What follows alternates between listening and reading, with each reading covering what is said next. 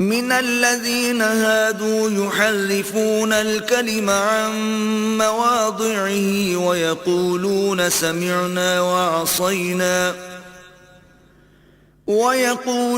سمعنا وعصينا واسمع غير مسمع وراعنا ليا بألسنتهم وطعنا في الدين ولو أنهم قالوا سمعنا وأطعنا واسمع وانظرنا لكان خيرا لهم وأقوم ولكن لعنهم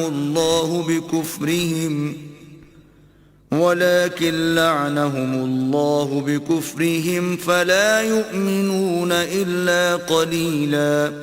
اور یہ جو یہودی ہیں ان میں کچھ لوگ ایسے بھی ہیں کہ کلمات کو ان کے مقامات سے بدل دیتے ہیں اور کہتے ہیں کہ ہم نے سن لیا اور نہیں مانا اور سنیے نہ سنوائے جاؤ، اور زبان کو مروڑ کر اور دین میں طعن کی راہ سے تم سے گفتگو کے وقت رائے نہ کہتے ہیں.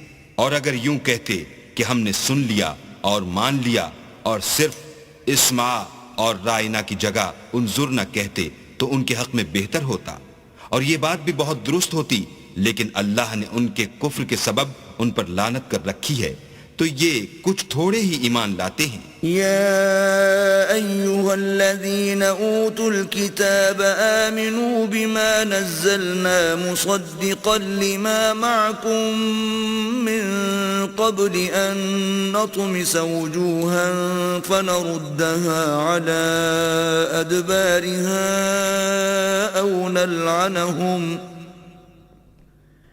أو نلعنهم كما لعنا أصحاب السبت وكان أمر الله مفعولا. اے کتاب والو، قبل اس کے کہ ہم لوگوں کے منہوں کو بگاڑ کر ان کی پیٹھ کی طرف پھیر دیں یا ان پر اس طرح لعنت کریں جس طرح ہفتے والوں پر کی تھی، ہماری نازل فرمائی ہوئی کتاب پر جو تمہاری کتاب کی بھی تصدیق کرتی ہے ایمان لے آؤ، اور اللہ نے جو حکم فرمایا سو سمجھ لو کہ ہو چکا. ان اللہ لا یغفر ان یشرک به ویغفر ما دون ذلك لمن یشاء ومن یشرک باللہ فقد افترى اثما عظیما. اللہ اس گناہ کو نہیں بخشے گا کہ کسی کو اس کا شریک بنایا جائے، اور اس کے سوا اور گناہ جس کو چاہے معاف کر دے، اور جس نے اللہ کا شریک مقرر کیا اس نے بڑا بہتان باندھا. ألم تر إلى الذين يزكون أنفسهم بل الله يزكي من يشاء ولا يظلمون فتيلا. کیا تم نے ان لوگوں کو نہیں دیکھا جو اپنے تئیں پاکیزہ کہتے ہیں؟ نہیں، بلکہ اللہ ہی جس کو چاہتا ہے پاکیزہ کرتا ہے، اور ان پر دھاگے برابر بھی ظلم نہیں ہوگا.